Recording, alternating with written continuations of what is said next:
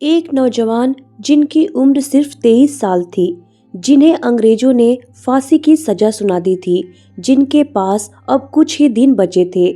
उस समय कोई भी इंसान भगवान से माफ़ी मांगता है, ईश्वर से जीवन की भीख मांगता है, लेकिन भगत सिंह ने क्या किया?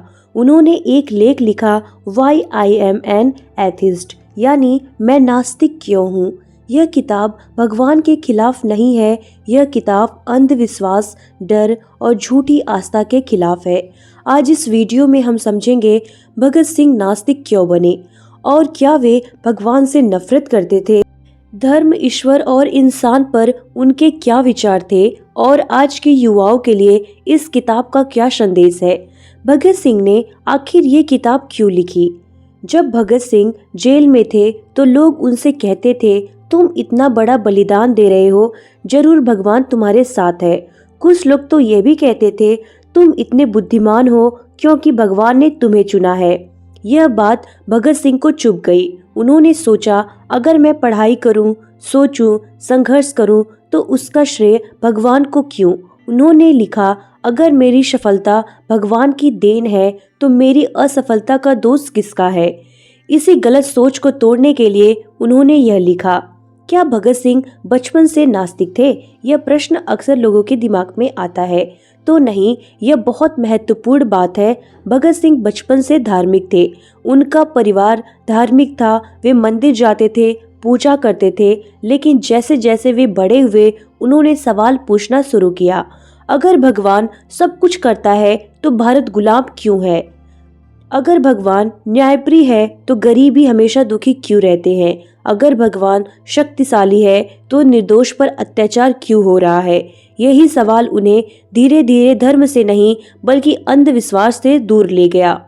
भगवान और इंसान के दुख पर भगत सिंह का विचार। भगत सिंह कहते थे, इंसान दुख में भगवान को याद करता है, सुख में उसे भूल जाता है। उनके अनुसार भगवान की कल्पना इंसान ने अपने डर से की है। जब इंसान कमजोर होता है तो वह किसी अदृश्य शक्ति का सहारा लेता है। उन्होंने लिखा, गरीबी, बीमारी, अन्याय, इन सब के सामने इंसान डर जाता है और भगवान गढ़ लेता है। भगत सिंह मानते थे, अगर इंसान अपनी समस्या का कारण खुद नहीं समझेगा तो वह कभी समाधान नहीं ढूंढ पाएगा। अगला प्रश्न आता है, क्या नास्तिक होना घमंड है?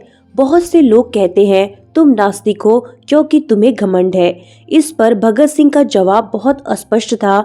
उन्होंने लिखा, नास्तिक होना घमंड नहीं बल्कि हिम्मत है। उन्होंने कहा, भगवान को मानना आसान है क्योंकि जिम्मेदारी भगवान पर डाल दी जाती है, लेकिन नास्तिक होना मुश्किल है क्योंकि तब गलती की जिम्मेदारी खुद पर लेनी पड़ती है और सुधार की जिम्मेदारी खुद उठानी पड़ती है तथा समाज बदलने का बोझ भी खुद उठाना पड़ता है।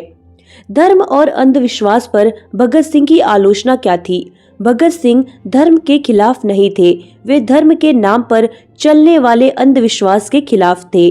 उन्होंने लिखा, धर्म ने इंसान को सोचने से रोका है।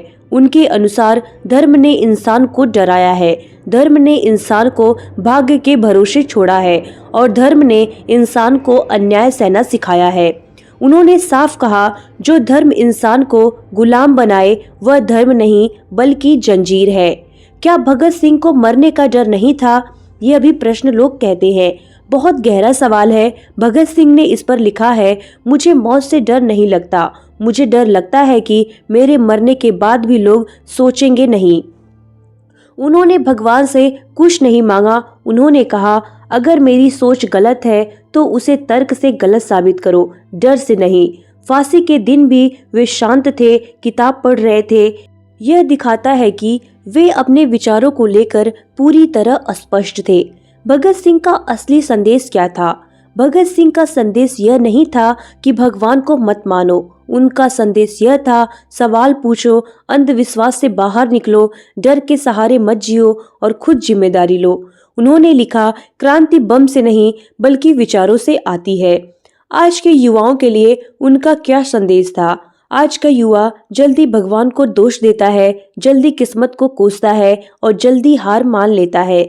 भगत सिंह कहते हैं, अगर देश बदलना है तो पहले सोच बदलनी होगी।